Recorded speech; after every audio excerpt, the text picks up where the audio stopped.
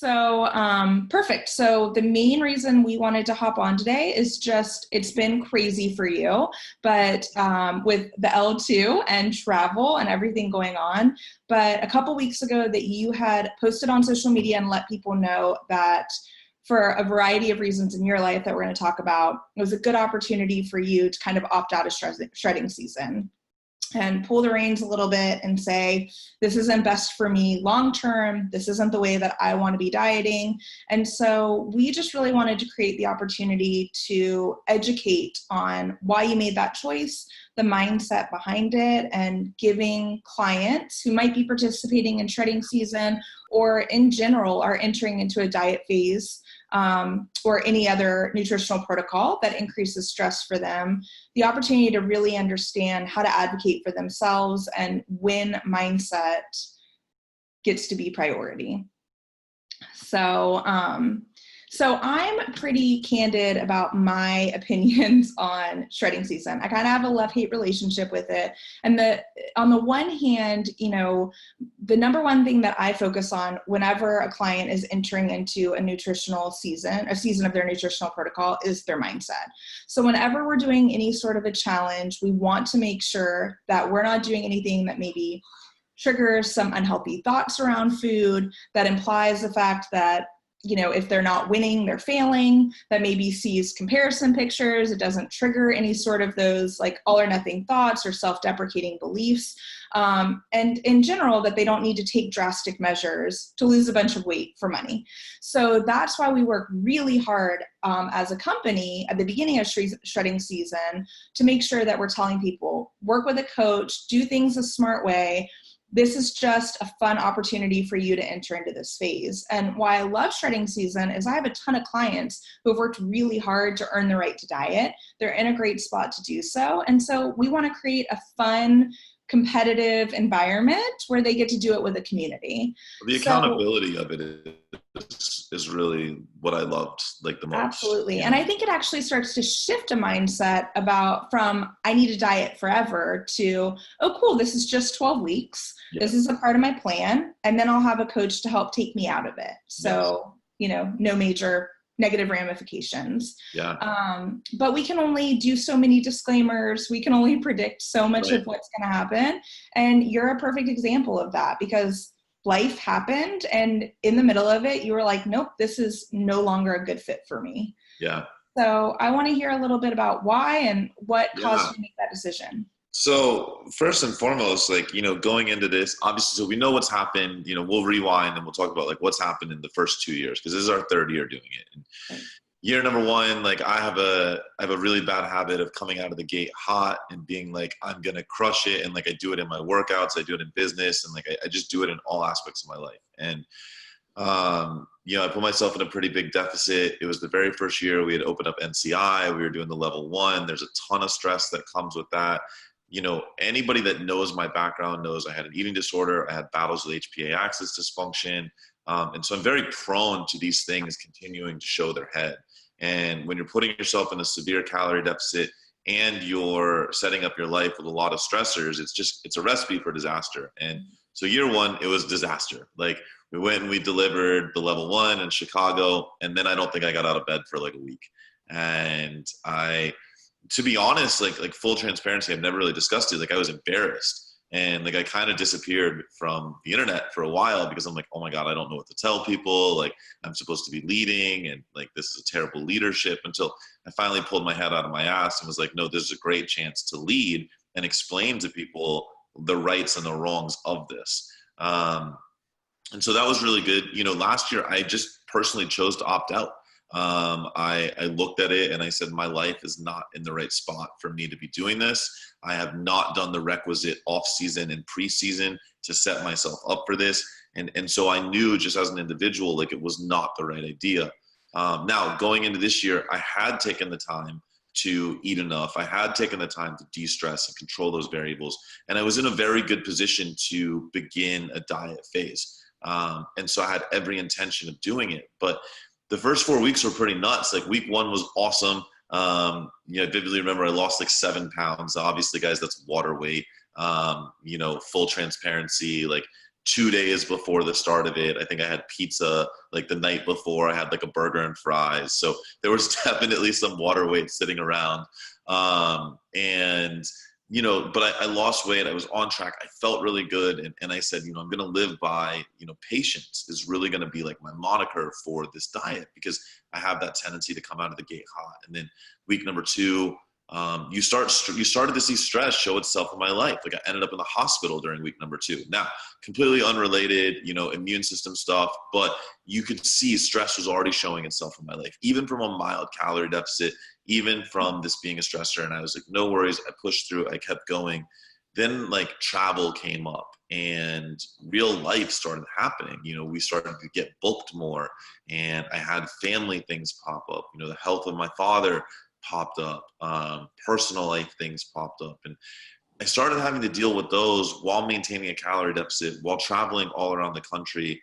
And I said, you know what, I'm committed. I'm going to make it work. And I got to tell you, like, I was super committed, and I made it work. Like I drove across the country from Scottsdale, Arizona to Hilton Head, South Carolina, and I stayed true to my macros every single day. Got my workouts in, got the cardio in, got like every single thing in that I needed to do. But I also started to notice in that time that like my mind was wandering. Like I wasn't as committed to the things that I needed to be committed to. And I found myself wanting to prioritize anything but my own personal self. And I know from history, that is the first telltale sign. Like I had to be mature and recognize that. And I said, okay, do I push through? Do I not? And I actually consulted a lot of friends because, you know, this was year number 3, and I was like, I'm not going to embarrass myself. And really that was the battle. That was the biggest battle internally was, oh my gosh, I said, I'm going to finish it. I felt like I was doing a great job. I mean, I was down like 13, 14 pounds. Like I'm in a really good place. Why not just suck it up and grind through? Because clearly I'm capable of it. Like I've done a lot of grinding in my life. And, you know, you start to realize that your physical, like, you know, your physical shit, like your physical self, just, it's not everything. And it's not a lot of things, to be totally honest.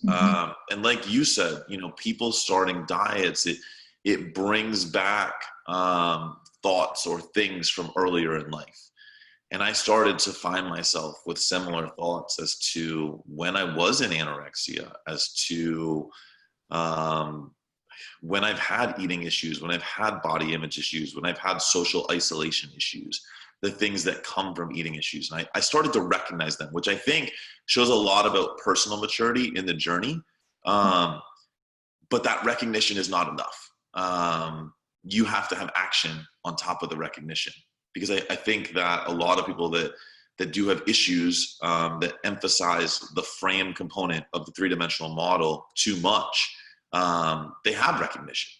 And it's not just about recognition, because a lot of people that see this video are gonna recognize they've been there. The real key is in having action, but then having support inside of that action. And I have some amazing friends that were, you know, like Michael that runs the inner circle for our company. He was there. He's like, dude, pump the brakes, like shut it down. Amanda that coaches me, she's like, pump the brakes, shut it down. You know, all of those things. So yeah, that's kind of what brought us there. Like that's kind of the story. And I know we can go deeper in any of that, but that's really like the thought process that went on behind my head. So from a mindset perspective, because we see this all the time with clients, how did they start to find, you know, where they cross the line? Because dieting in general, not the most fun part for a lot of people of a nutritional protocol. And it requires more diligence, and it requires them to be much more dialed in. People feel hungry. They don't feel, you know, like they have as much freedom from food and quality of life. But that's different than a more extreme version where all of a sudden old obsessive thoughts are being triggered. They're seeing significant changes in their biofeedback versus just the normal like energy lulls, training being down. So, you know, where is that line in your mind, even from a mindset perspective of this is just the not fun part of dieting, but I'm committed, I need to keep going, versus, whoa, I don't need to keep grinding through this because it's not what's best for me long-term? Yeah, I think that, I think you have to be, one of the, like we talk about periodization all the time. And one of the big things that we talk about in preseason is setting up the expectations of the diet. Now, I've dieted before. I lived in the fitness world for quite some time. And I recognize energy lows are going to come, food cravings are going to come, strength decrements are going to occur. I get that. I think you have to be able to decipher when it's really negatively affecting the other areas. Like, when is it negatively affecting connection? When is it negatively affecting your ability to produce output inside of your job? And where are your priorities there, right? Because there are some people that will come in and say, I'm totally okay with losing production in my job. And if you're okay with that, it's not my job as a coach to tell you otherwise. Right. If you're totally okay with losing connection with your significant other, like, or your family or your friends, like, I'm not one to judge. Do I think it's healthy? No. And I will blatantly tell you that. But at the end of the day, it's your decision. Right. But what started to happen is those things started to happen, right? Like, my father's health became a priority, and my ability to go home and take care of him and do these things was being affected by my dietary endeavor. My ability to show up and be the leader that I need to be in my own business was being affected by my dietary endeavors. Now, I'm not okay with losing those things. And I also don't believe that the pursuit of an extreme in the physical realm was worth sacrificing those things. Now, if I was simply trying to get healthy inside my body, maybe we'd have a difference. But I was literally trying to take it to like that last 10%. I don't walk around overweight. I don't walk around out of shape. I take reasonably good care of myself. Aside from recovery, we all know I don't sleep enough. Like, clearly I didn't sleep much last night. So, but those are the things that I think we have to consider. How are the other dimensions being affected by your dietary pursuits? Right. And I think that's why it's so important that people, I mean, we kind of talk, and it's become a little bit like of a catchphrase, but we talk a lot about what's your why and being clear in your goals. But this is really it, is being able to be very clear. And yeah, I want to enter a fat loss phase, and I want to see what I'm capable of, but not if it means losing X, Y, and Z in my life, and understanding the role that it plays. For individuals with mindset, one thing I see a lot is the role ego can tend to play in their diet as well. And I don't mean that in a negative way. We all have it. And it's not just vanity. It's the desire to push more, the desire to follow through with a commitment. You said kind of you're feeling this embarrassment of having to say, I can't do it for the third year in a row. And a lot of that isn't just ego for you. It's being able to show up for a team and family and stuff like that too. But I do think that a lot of clients get into trouble with injuries. They get into trouble with diet phases because their ego wins, and they don't listen to the other signals that are like, we need to change course here. So what is your thought on the mindset? It's funny you say that, because as somebody that's been to like the pinnacle on the dietary side, right? Like, I had a cover of a magazine at one point in my life. And that was like my crowning achievement. Like, I really was super excited about it. I set out and I was like, I want to be on the cover of a magazine, and I made it happen. So now, like, I scroll through Instagram and I see these other guys that I used to be in the industry with, and they're still doing these things, right? Instantly in my head, and I, like, today at 34 years old, almost 35 years old, right? I still look at those things and I'm like, oh, I could do that. Like, I should do that. And like, I almost view it as like a competition. And absolutely, ego is the right word. It is 1,000,000% ego driven. And you have to kind of take a step back and look at yourself, and it's like, why? Like, why does that matter? And I look back and I look at myself then, and the why behind me wanting the magazine covers back then is actually what drove me into all the problems. And so if I'm not able to connect to the why today, then I'm going to go right back to all of those problems. And that's an issue, right? And I think a lot of people that undertake dietary endeavors that are vanity driven or ego driven, when you start to ask why, you start to recognize it's this lack of self-acceptance. It's this, I need to be better so that I'm accepted. You're pandering to the opinions of others. And, Gary Vee says it all the time. And I really believe that the single biggest killer of so many people is their reliance upon the opinions of others. And I know for me, that was my biggest killer. Like, I mean, I've openly discussed what led me into like the anorexia, like the desire to be accepted by other guys, the desire to have girls look at me, like all of these things, like 100% it was vanity, ego driven. And so I think that if you ask yourself, like, why am I willing to do these absurd things? Like, because on the surface level, like if you go to anybody on the street and you're like, hey, I'm going to give you this dietary protocol and it's going to make you feel like shit and you're not going to want to talk to anybody and you're only going to be able to eat certain types of foods. And like, you give them like this laundry and they're like, fuck you, no. Right. But then yet they put themselves in these scenarios without like thinking of it rationally. It's like, what the fuck are we doing? Right. Yeah.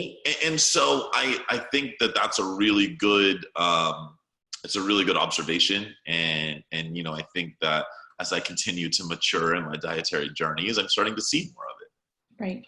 Well, and with that also comes like one thing that I talk about all the time with my clients who want to diet is that I truly believe real success comes when we start from a place of self-love and not a need to fix.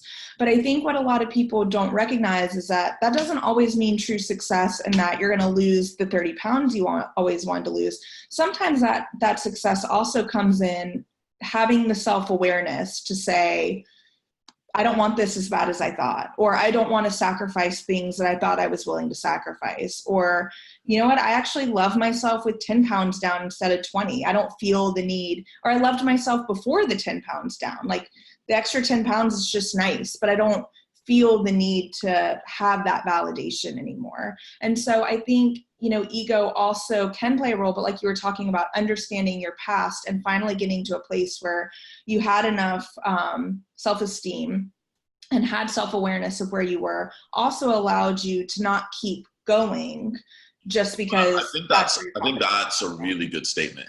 And I think it's one that so many people will miss, but I want to triple down on that statement. There was enough self-esteem and enough self-awareness. I lead a multi-million-dollar company, and it was crazy to say that as a leader, we lack self-esteem at times, but I'm going to be fully transparent. I do. Mm-hmm. And I'm more proud of this decision fully based on the self-esteem decision than I am on anything else. I was in a position where I was ready to say, fuck all the judgment. Anybody that judges me, that's okay. Like, that's on you. And that's super cool. I respect you. I love you anyway. I'm super cool with looking at myself in the mirror and not getting to super shredded and not comparing myself to the people on Instagram. And I'm super cool that this was the right decision for my journey, to give to the people in my life that matter, to give to my team. And that's, for me, that shows how far I've come as a person. And I know that the further I get as a person, the better I can serve the people that I'm trying to serve. Right. And I think that that statement, I hope that it connects to so many people, because I think so many people are dieting to cover up self-esteem and self-insecurity issues, because I know for the better part of 34 years I did. Right.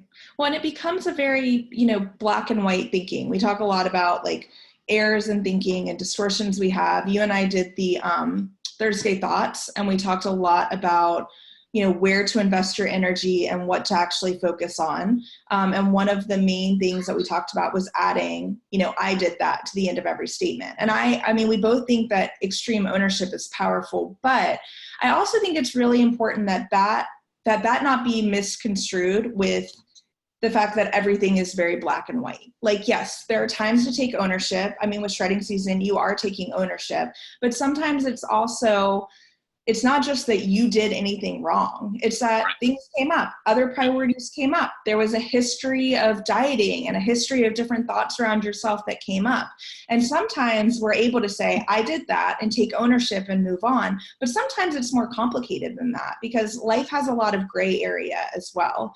And so I think that it's allowing people to recognize, if you enter into a diet, it might look different than you anticipated, or it might not be quite as extreme or quite as black and white, but there is room for that gray area in between. Can I also say too, I believe that the 4.5 weeks I spent in shredding season has now carried over positively still into my life, because I'm still making very similar choices as to what I was making then. I'm just not stressing over details. Like, for instance, this past weekend, we were at the level 2. On Friday night, I ate at, one of my good friends, like, owns a restaurant in Scottsdale, and I ate there, and they have a chicken parm dish that I absolutely love. And I ate it, and I had a drink, and I didn't think anything of it. And Saturday night, we took a group of people out to Mastro's, and I ate it, and I didn't think anything of it. But that being said, yesterday, I was right back on super clean food. Today, I'm right back on, I'm not tracking macros, but I'm eating very similar things. And, like, I believe that the habits have carried over, and, like, the awareness. And so, there's not this all or nothing mentality. And I think that's another positive. I think a lot of people view it as, oh, you shut down shredding season, so you just go back to just eating complete shit and it doesn't matter. And it's like, no, like, I felt fantastic, right? Until we started pushing the deficit a little bit larger. But I felt really good. And it's like, well, why wouldn't I want those positives in my life? So I think it's not as black and white as people want it to be. And I think that, you're always taking the positives of every phase. And honestly, I think this whole journey, like, we position as, oh my God, like, we're shutting it down. So sad. Like, I'm really happy because there's so much learning. And as we go through this, like, I look at it, there's so much personal growth and the maturity that comes with that. And any future endeavors that I want to diet for, I'm going to be in a great place because I didn't hurt myself. Right? I am in no way, like, last night I slept very little, right? I just did 4-day Impact Collective, which is, our former mastermind. Then I literally traveled across the country. I drove 9 hours. I flew again. I delivered the level 2 for 2 days. And here I am showing up, not sick, not like laying in bed for 5 days, like, ability to get up. Like, now obviously I'm taking today a lot slower because I should be, but I'm able to continue on with my life. And those are things I couldn't do in the past. And so it shows that fundamentally I am dieting correctly, right? And a lot of people will miss that because I'm not dieting for aesthetics. I'm dieting correctly for what my life demands. Right. Well, and they miss the fact that this, even if you had done shredding season the whole 12 weeks, this was never designed to be some 30-day challenge where you have to show up and be perfect for 30 days. And then at the end of it, you go back to doing whatever unhealthy choices somebody's doing, or they failed if they don't hit their goal or whatever. I know for me, my goal as a coach is typically even less than just, I want to get you to this goal weight, or I want to get you to the end of the road. It's more, how can we create building blocks upon which to build upon? So that way, should the time come that you can't be as dialed in, or we have to change course faster than anticipated, we can still take the pieces from the prior phase and build upon it, which is what shredding season allowed you to do. It allowed you to say, here's areas that I could have cleaned stuff up a little bit. Here's how I can carry that over. But stress was too great for me to really keep going. Yeah, and I think it just, again, like, I'm going to give props to Amanda Borelli, who coaches me and had the wherewithal to tell me to pump the brakes. And same to you, because I consulted you a little bit on it. And, like, it takes some really positive influences in your life to tell you, like, hey, you got to shut it down and you got to look out for you. And I think that it was super conflicted, like, being super honest, like, I was very conflicted on it. And because, again, in all fairness, I was pandering to the opinions of others, right? Like, my biggest fear in shutting it down was, oh my God, what are other people going to think? And that's so asinine to say today, right? Like we say it and we're like, oh my God, like, Jason, that's so dumb. But, like, in the moment, it's not dumb. Like, it's a very real feeling, and a lot of people can relate to those feelings. And so I think it really takes a lot of maturity to put diet into context. And I've always said there's one rule in diets, like, period, the end. And that one rule is that context is king. Right. Like, that's it. Like, that's all we can blanket say. And we just taught a course this weekend on how other people should coach diets. And I'm like, here I am saying, well, there's only one rule. Like, we could have been done with the course in 5 minutes, but it's that's just how it works out. And I think that's what the best coaches understand. And here I am, and I like to think of myself as a very good coach. I like to think of myself as somebody that has led the industry for a while. And here I am telling you that I fuck it up too. And that's okay. And we're always going to fuck it up. Right. Well, and we're all human. I mean, I think that's what leads us to want to be coaches, to want to be better coaches, to connect with clients, and for clients to understand that, you know, things like saying I was pandering to what others thought of me. I feel like that's one thing that we as humans all have in common that nobody really wants to talk about, because we want to be immune from other people's thoughts of us. But I think that's something that a lot of people can relate to. I think it governs a lot of their decisions. And I think it circles back to one common theme that we've talked about a lot, which is stress. Spending our time caring about what other people think, doing things that don't serve us, but we think that it serves other people, does nothing but add more and more stress to ourselves. And stress is one of my favorite topics to talk about. And I think it's like one of the most underestimated pieces that can really impact overall success. And I think what a lot of people forget is that a stressed body isn't typically a responsive body, and that the process of dieting itself is really stressful. So, I mean, I want to hear from you the role that you think stress really played as well. Oh my goodness. I mean, where does stress not play a role in my life? And I mean, I think I kind of talked about it like a little bit, like, you know, first of all, what people don't understand is a calorie deficit in and of itself is a stressor. And I think a lot of people miss that. And like I talk about, I got sick, you know, that second week, and I ended up in the hospital. Now, do I believe that was from being in a calorie deficit? No. Do I believe that a calorie deficit contributed to it? Absolutely. And, you know, there's plenty of other life stressors in my life at the time. And I just think that was icing on the cake, but it will absolutely exacerbate anything that's underlying at the moment. And that definitely happened. I think it's an important thing to talk about too, because I don't think that a lot of people realize stress is stress. And Yes. people will be like, well, I stopped CrossFitting and I started bodybuilding, so I'm ready for a diet. And I'm Right. like, okay, but we haven't even touched upon your work stress, your personal life stress, lack of sleep that you're getting, you know, interpersonal issues going on. And I think that we feel like, well, we changed up that 1 hour max a day that we're training, so now we're less stressed and we can diet. Right. And then we enter into something like shredding season, and it's like, oh man, like everything is now impacted. Yeah, I think that an accumulation of stress obviously has to be considered as well. Right. So what does it look like mindset wise? I mean, we preach periodization. We talked about stress management, the role stress plays. We talked about, you know, what led you here, what caused you to push the brakes, how that can translate over for other people of understanding how they need to advocate for themselves as well. But we talk a lot about periodization. So what does it look like for you in the future with diets, with the next phase? What's on the horizon for you? So the first thing for me was, like, I mean, it's funny, we talk about stress. The big thing was reducing stress, and, you know, not having to wake up and weigh in, and not having to wake up and wonder, like, is the mirror getting better? Like that was a big stressor off my plate. Not wondering what other people are going to think about the journey. That was a big stressor off my plate. And now it's, you know, I don't think that I was in a diet super long, so I don't think there's like a massive postseason that's needed.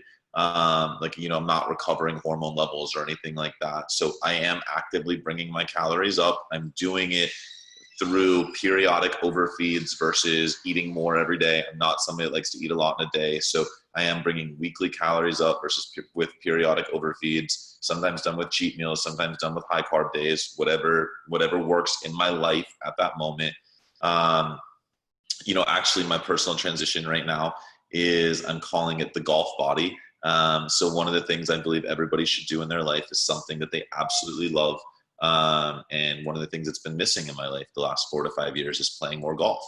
You guys all know I played on tour for 1.5 years, and it was a big part of my life. I spend a ton of time watching Golf Channel and like doing things like that because I just love the sport. I love being around it. I've been very fortunate to actually advise a new golf nutrition company. And it just really reignited my passion. And so I started making it out on the course once a week. Now I'm getting out like 2-3 times a week. And so I have a strength coach that is literally programming golf specific stuff for me, which is mobility and, you know, power. And so it's very fun for me again. And so I feel like I'm transitioning back to just trying to find balance, which is, I guess, would be defined as like post-season, off season.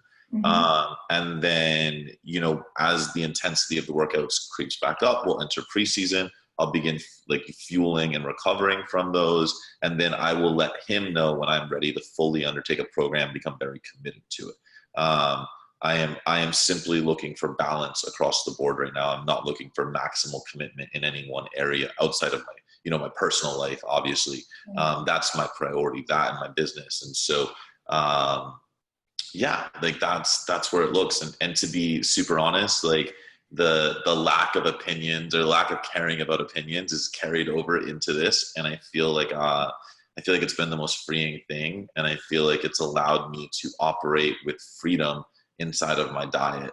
One thing a lot of people see me talking about is like the notion of like last diet ever. And that's actually where a lot of this came from, is like, what would be involved if I never got to manipulate anything in my diet ever again? Like, how would I operate?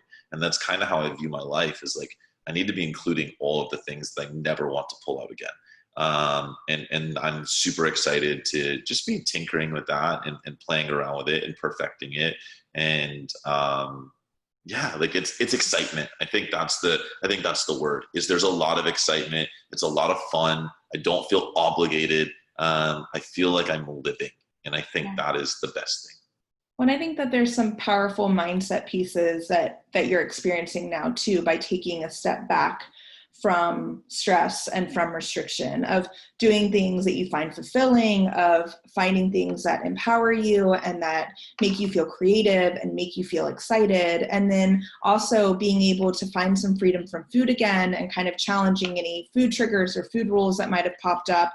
And I think that that's such an important lesson, that there's a carryover for any clients who are listening, of just recognizing sometimes these things happen in diets, and it's your opportunity to advocate for yourself. And it's your opportunity to know there is a whole life outside of dieting, and a whole level of self-love and self-awareness that can come from that too. And that doesn't mean you never diet. A lot of people are still continuing with their diets and they're crushing it and they're in a great position to do so.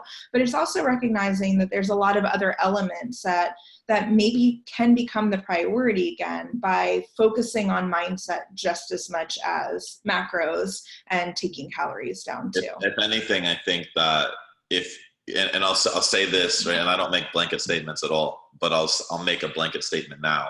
If you as a client or you as a coach, whoever you are watching this video, are not leading with mindset, you're doing yourself or your clients a disservice, like 1,000,000%. And like full transparency, as the person that opened NCI, when I went out to Jess, I said, we need a mindset course. Like, I didn't know if there's demand for it. I really didn't care, because at the end of the day, we know what is needed. And if you're a coach and you haven't gone down the mindset rabbit hole, like, you're losing 1,000,000%. The reason that we have such an amazing team is because we all have access to Jess, and she teaches us about this stuff.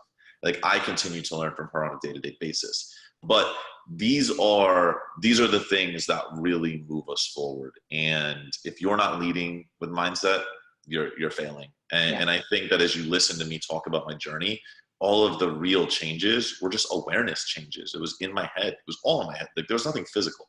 Like, I didn't stop the diet and like instantly the next day I woke up with more energy. Like, I stopped the diet and like just everything got more clear. And that's all mindset.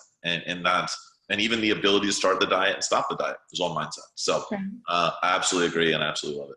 Yeah, I think that you're a perfect practical example of that, because I think that for clients, they need to understand that even we as coaches and leaders, like, sometimes we put mindset on the back burner and have to pull it back forward all over again. But I also think that it's important as coaches, all of the other nutrition stuff is super sexy, and you've got clients coming to you and they want to lose weight or they want to lift more. And so it's easy to not prioritize understanding mindset as coaches too.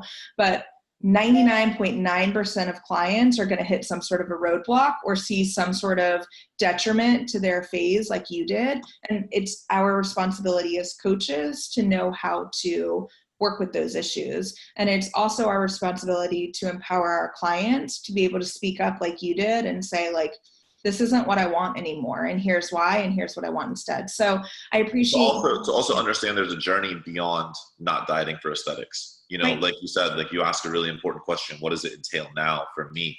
that's just as important as when I was dieting for aesthetics. Like there's no like lack of importance today. If anything, I would argue it's more important. Yeah, absolutely. I think people put aesthetics like way up top on their priorities, not realizing that is just a piece of it. Agreed. And there's so many things that like the really good stuff of life, in my opinion, exists outside of a diet. Absolutely. I can tell you life is way more fun today than it was 3 weeks ago. I bet.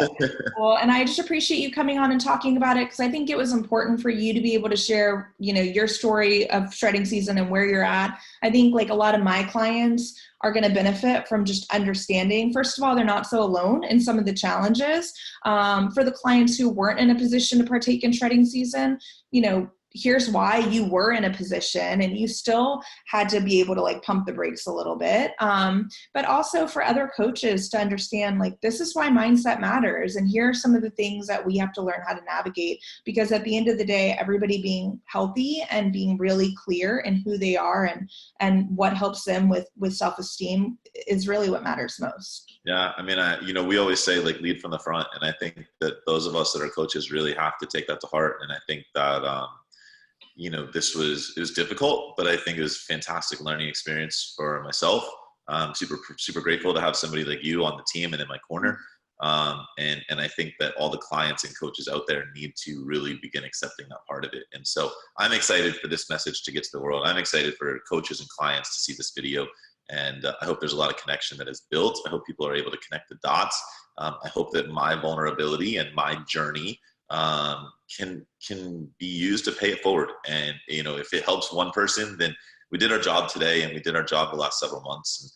And that's exciting to me. So absolutely. Well, thank you so much for coming on. And I always love the opportunity to chat about it. And I'm just excited for the message to get out to everyone else. You and me both. So guys, if you have questions about this, please just like leave them on our social media, on Jess's social media, on mine, on IN3, on NCI, like anywhere you guys find us, ask questions. I know, like I speak for both of us when I say like we're both very passionate about this topic. We're both very open to talking about it, helping you through your own journey. I think this is really what separates us from other coaching entities out there, is we really do recognize this, care about it, and implement with it. So guys, if you have questions, please reach out. Leave them below here. If this is on YouTube, whatever, like we will get back to you guys. Yeah, absolutely. And thank you guys for listening to and being a part of it. Awesome. Bye guys. All right. Bye.